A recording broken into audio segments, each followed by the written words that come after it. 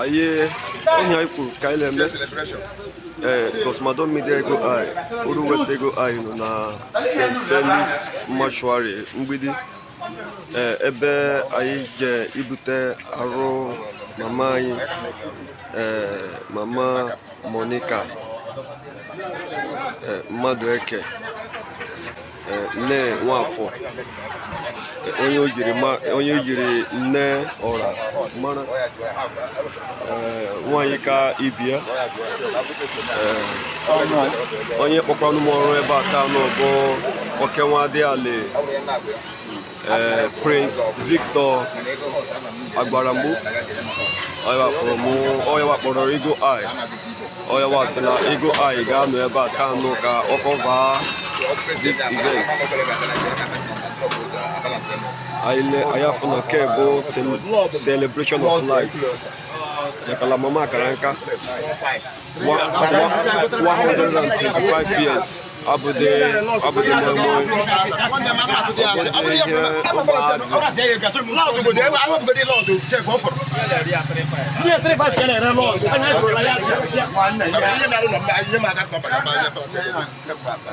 Momo. Yeah. Il faut la Emmy anointed never alive. The drone master, the drone pilot.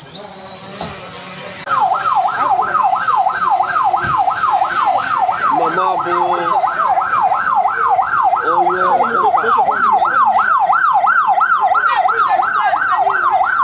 Mama bo yeah, choosing.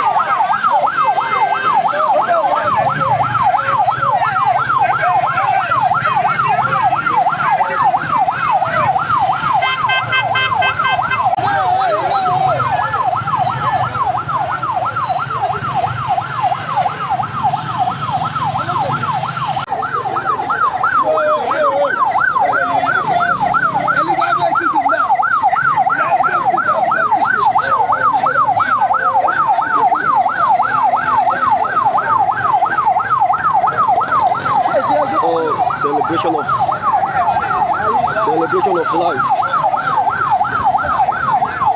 Makala, there is a mother no 125 years.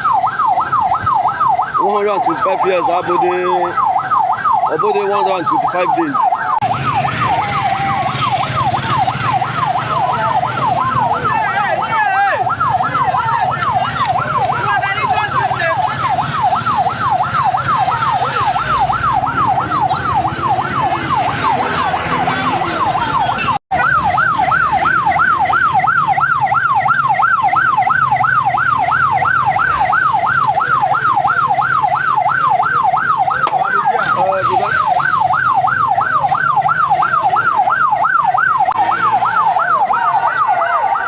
My guy.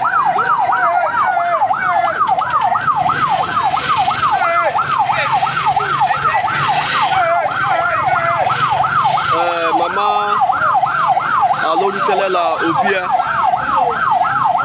Mama EGOIGWE. Mama EGOIGWE Aloru Telela Obia. Agbo. ayele kele anu me kele Prince Victor Agbaramgbo obia bo onye kpọrọ ego ayi ọrụ maka na ọ bụ okenwa dị ali gbasiri ike and ọ makwanu ihe ego ayi mewuliri ego ayi no ebe a kemgbe abalị anyị nụkwa ebe a taa nụ la ewetara anyị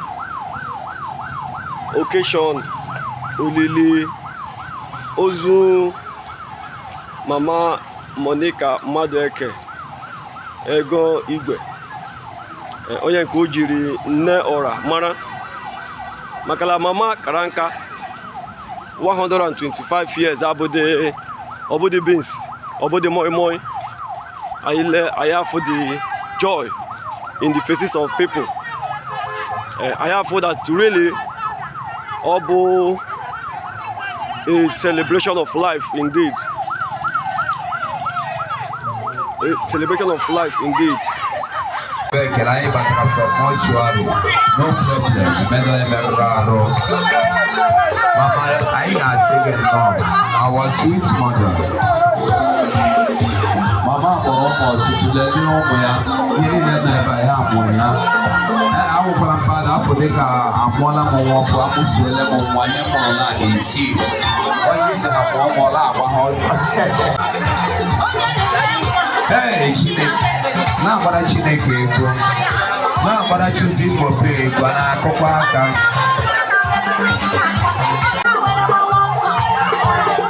Chineke bịara ọrụ ebube n'ime anyị nwayọọ ndị ga-eti aka etiti ụmụ nwadị ala n'ụmụ nwadị ala wee na anyị egere bụ nwadị ala pụọla plasị ahụ na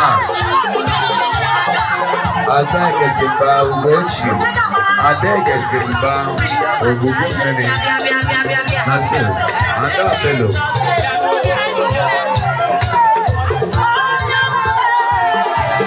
Madueke family oji kaya mongo ako na yo kwa mego mama no wuchizira wuchire kwa wahala o lele sine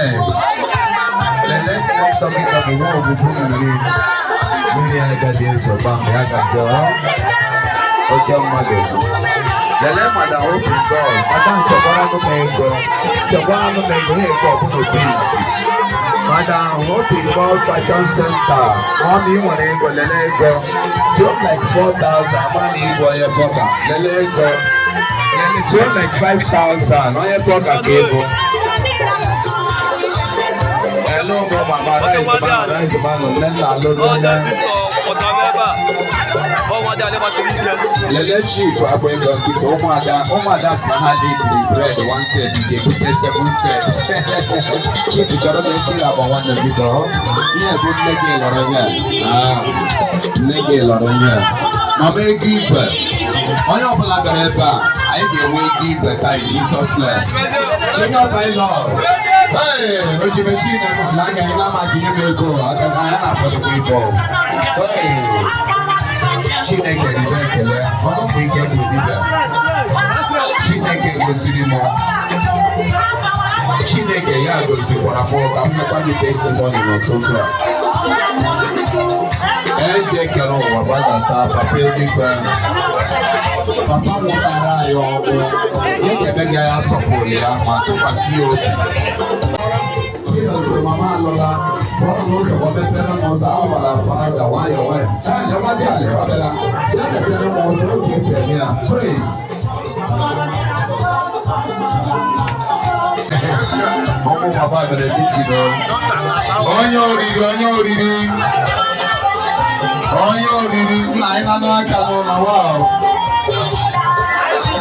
I need a lot of pillow, the nice yada, Egezimba. Oh, my Egezimba, do you? Oh, you can't come on them.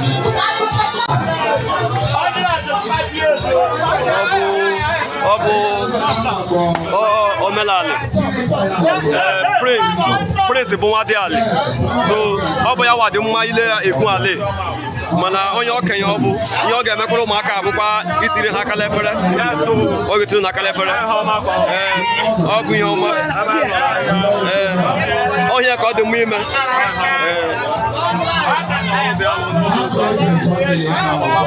makala ebe mmadụ nwụrụ ọ bụ ụmụ nwadị ali ọ bụ mmadụ ali laa igwe ali and anyị afọ na mama akara aka ozu mama abụdị ozu ụmụaka 125 years abụdị ihe ọ dịrị izi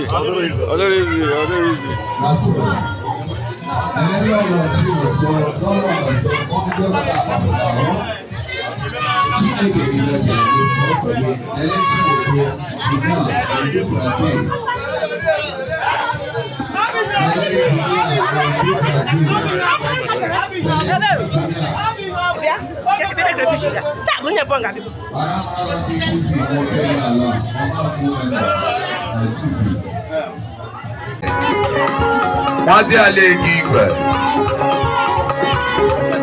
Nwanyị EGOIGWE live.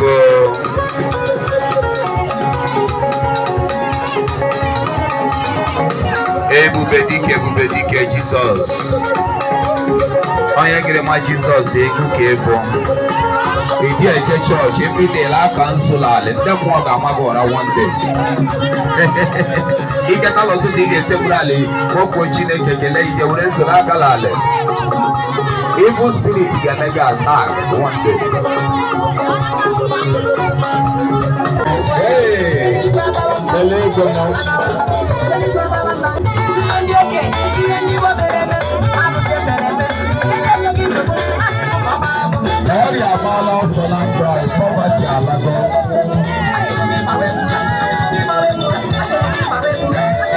Celebration of life.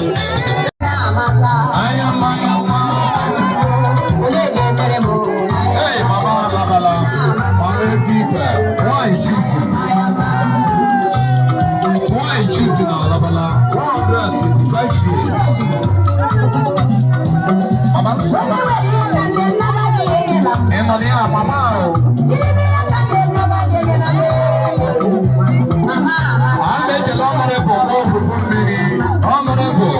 Honorable member, no Kukumbini, honorable very few, Lelia, one knows honorable, no Kukumbini, 1,000 naira, Mongo, Lelia, case, I am my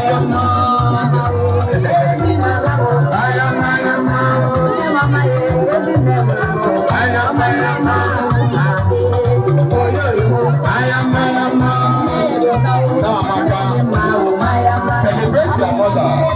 Celebrate your Igbo today.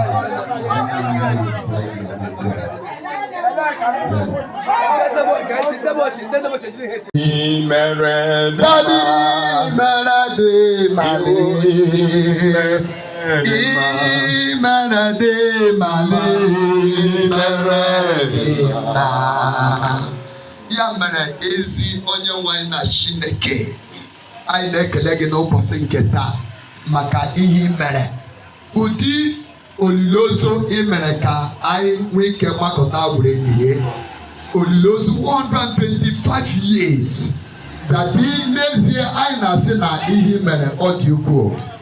Onye pụrụ imewo nke a ọ bụrụ na ị nọnyere ya. Mama will live this life if God is not with her. Therefore, Lord, we appreciate you for everything. We thank you for the life well spent. Upon I didn't do our whole video, we are empty. Oh, be the name of Jesus. ekele dịrị gị Jehova, mbuli elu dịrị gị Jehova, ọchịchị mma ugwu niile anyị na-enye gị ya n'aha Jizọs. Ọbụna dị ka anyị bịara n'ofufe nrọ nyere olile otu aha, anyị na-asị gị bịa were ọnọdụ, mmụọ Chineke were ọnọdụ.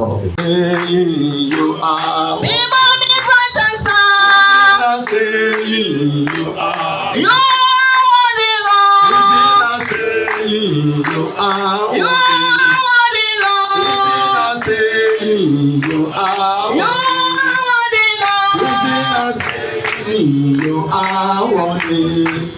Yes. You are worthy. Yes. Jesus is our God, is our Messiah, is our Messiah, is our Messiah. Jesus is our God, is our Messiah. Prepare to meet him before his today. Prepare to meet him before his today.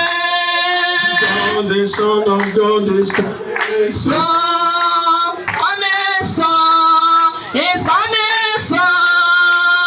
Jesus, the Son of God is coming, son. Prepare to meet him before his today. Prepare to meet him before his today. Jesus, the Son of God is coming, son. He's coming, son. He's coming, son. Jesus, the Son of God is coming, son. Prepare to meet him before his today. Prepare to meet him before his today.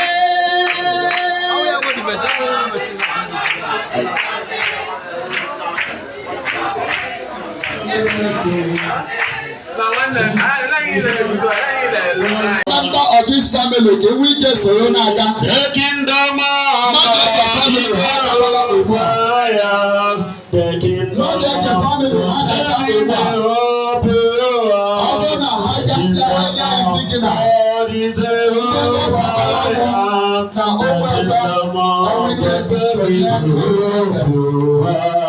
The kingdom of God is the fire.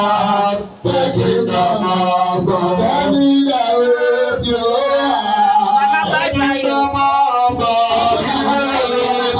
is the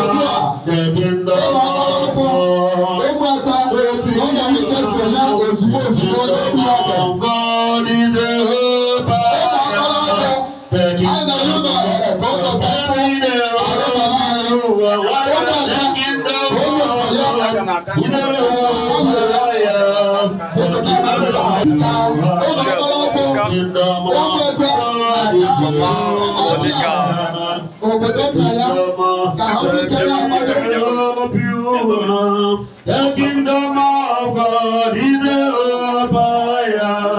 The kingdom of God is the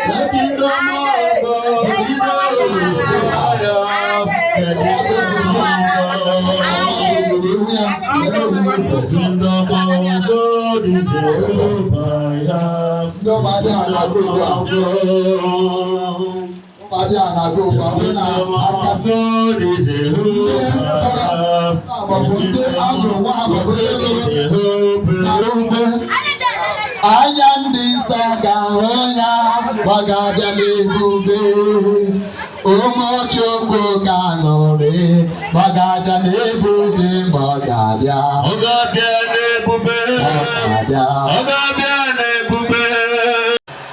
Ghana akwụkwọ abụ ndị Lost Chosen Wike bụọ I get home I shall wear a golden crown when I get home. I shall lay my burdens down when I get home. Glad in robes of glory, I shall sing the story of the Lord who brought me when I get home. When I get home, when I get home, all sorrow will be over when I get home. When I get home, when I get home, all sorrow will be over when I get home. I shall wear a golden crown when I get home. Want to go? I shall wear a golden crown when I get home. I shall lay my burden down when I get home. Happy robe of glory, I shall sing the story of the Lord who brought me when I get home. When I get home, when I get home, all sorrow will be over. When I get home, when I get home, when I get home, all sorrow will be over. When I get home, too. All the darkness will be past when I get home. I shall see the light At last when I get home, light from heaven swimming, oh my path will be beaming. If I get me a walk till I get home. When I get home, when I get home, all sorrow will be over. When I get home, when I get home. witness. We are witness. Are you a witness to the Sure. If you are a witness to the goodness of the Lord, do something for Jesus. Amen. Amen and amen. Amen and amen. God will continue. Amen and amen. Amen. Amen and amen. Amen. Praise the Lord. Hallelujah. Amen. I'm amazing the comfort. Ada kunjoko. No, ma. You're welcome, ma.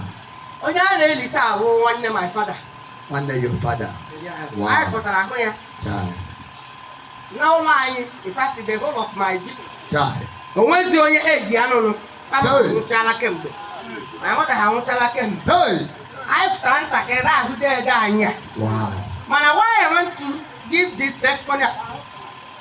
Because Nwanyi abụ onye nsọ mgbe m jiri hụ ya.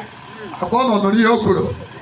Nwanyị abụ onye nsọ right from the time ọ matara ya n'ezinụlọ a. Ọ bụ onye na-anụrụ onwe ya.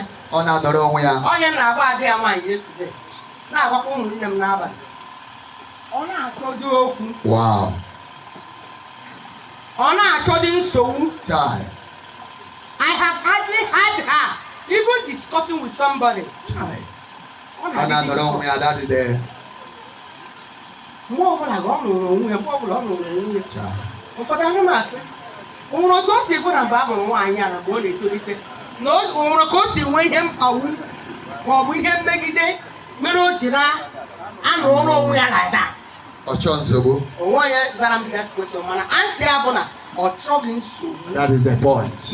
Can you clap your hands unto this God that we are serving? Praise the Lord! Hallelujah. Otu a ka o si tụrụ ana m aga school na St. Joseph's ebe a mgbe m na-etakịrị. M pụtakwa m abata bịa lee ya. M nwekwara nwunye. Ụmụaka ya bụ ndị kọchara anyị very well. O nwekwara ndị mụ na ha nwe ọgbọ. Ọ na-eto like that, na-eto. Ruo na Mgbe m hụrụ ya last bụ 2021.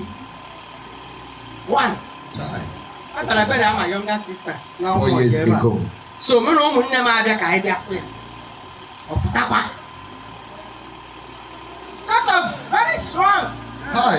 Wow. Surprise. I'm a mama, I know. See there you go. You this strong. Wow.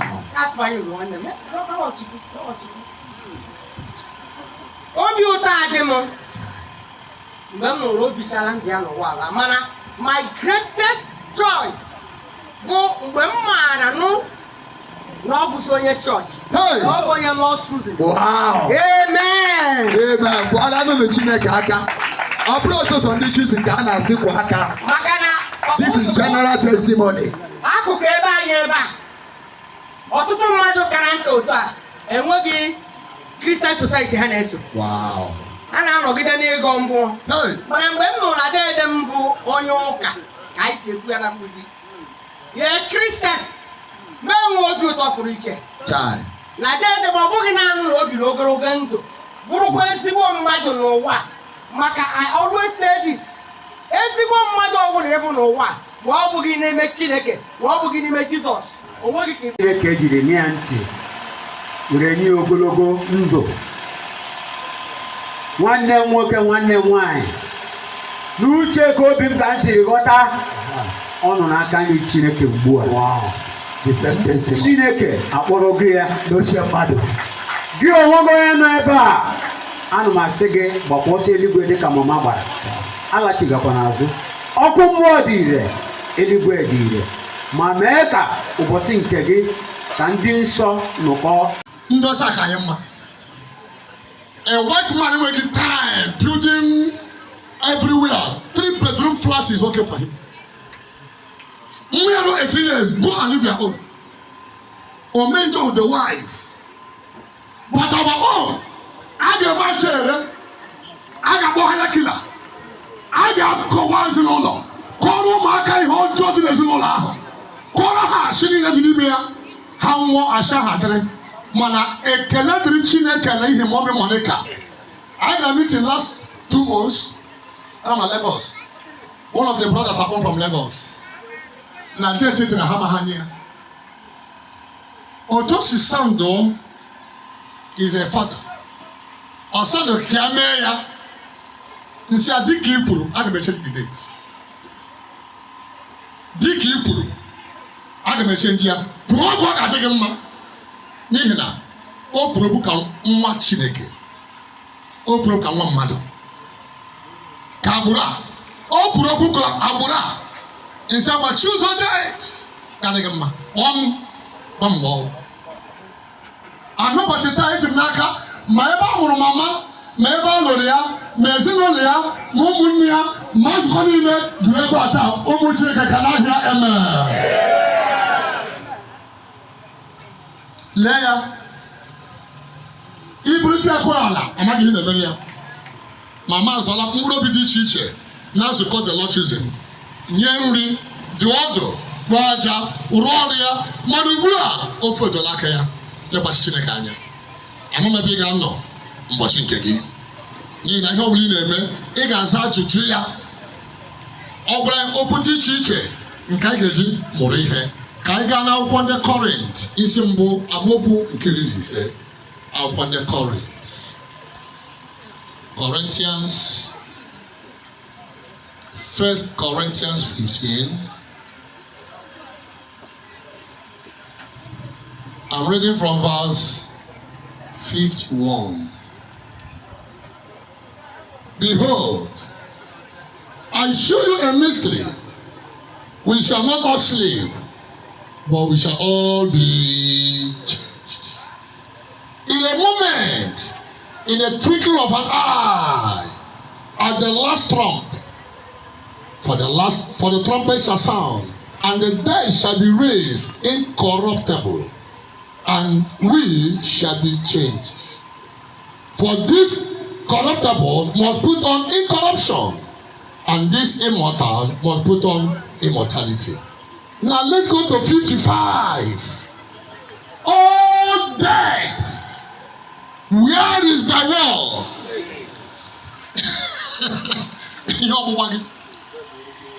Oh, grave, where is thy wall?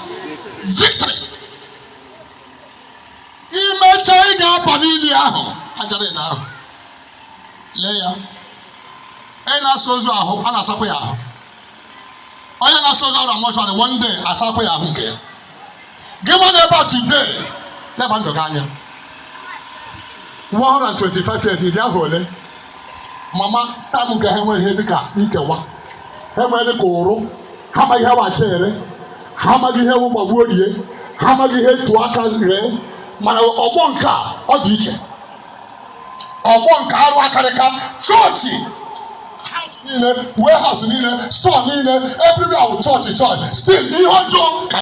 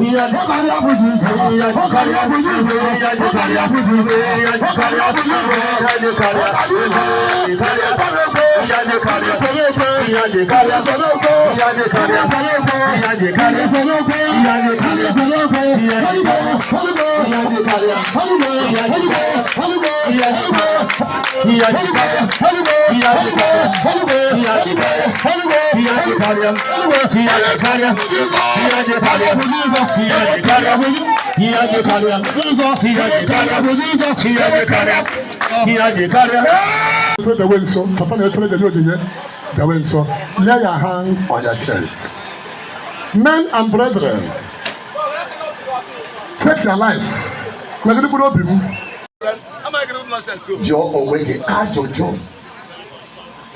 Mama na ngobia, mama na hangibo, mama na hango sega, mama di na ihe na mmadụ n'ihi ụbọchị taa mama anyị ebe ata na akwari ugwu and udo a ga-eji udo mechaa ihe ata aga ga-eji udo lie n'aha Jizọs. Obi nwere ntọpọrọ mkpụrụ obi gị, enwere iji ụgwọ, enwere ikechiri, enwere onye iji, enwere mmadụ iji kechie ya, enwere iji wete ekwela ka ajọ mmụọ metụ ha aka n'aka gị Jehova ka ụmụ gị ekwela Jizọs n'aka gị ka ịrara mmụọ anyị ekwela ka ekwensu metụ ha aka Kairara mmụọ ekwela ka ajọ mmadụ metụ ha aka n'aka gị ka ajọ mmadụ metụ ha aka Kairara mmụọ ekwela ka onye Rome. Without wasting time, let's open our way of our late mama, that the Almighty God will keep them, He will protect them, He will preserve them. No evil shall befall them. Look at this great multitude. of this family. That the ancient of days will keep them. He will preserve them as He preserved our late mama. He will preserve them. He will keep them until the end of their life. No evil shall befall them in all their journey, in all their going out and coming in everything they do. The eye of the Lord will be upon them. As the eye of the Lord is upon the sparrow, so shall the eye of the Lord be upon this family. Father, I pray, let your mercy be upon them. Pray for the mercy of God to also abide them. We hand over this family to you. Anybody that will carry the face of our late mama to attack them, let the judgment of God come upon that person in Jesus' name. Whoever that will raise anything against this family, let the wrath of God fall upon them in Jesus' name.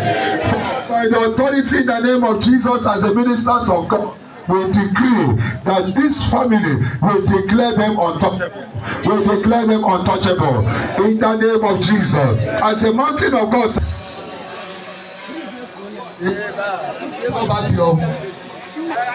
It is done.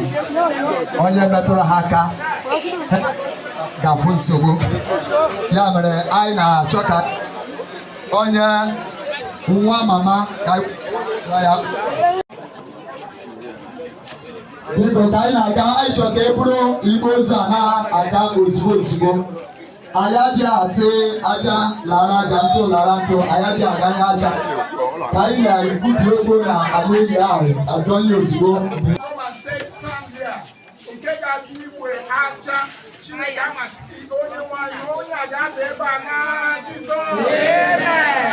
Ekpuchite ebe a n'ime ọbara Jizọs. A na-asị Chineke ka ikpuchi ebe onye nwanyị nke onye nwanyị na nke gboro ọnọdụ. A na onye nwanyị na nke ụbọchị taa anyị na-agọzi mmiri a. Anyị na-asị Chineke nna nke eluigwe mmiri a ga-abụ edoro nsọ na Jizọs. Ihe ọbụla rụrụ arụ n'ala mmiri a na-asị wezụga ya. Anyị kpuchite n'ime ọbara Jizọs. Ka anyị were ọnọdụ onye nwanyị. Ka anyị nọ na n'ụbọchị nke mbilite n'ọnwa a. Ili a ga-egbochi mama ibu na Jizọs. And concentrate this grace in the name of the Father, the Son, and the Holy Ghost.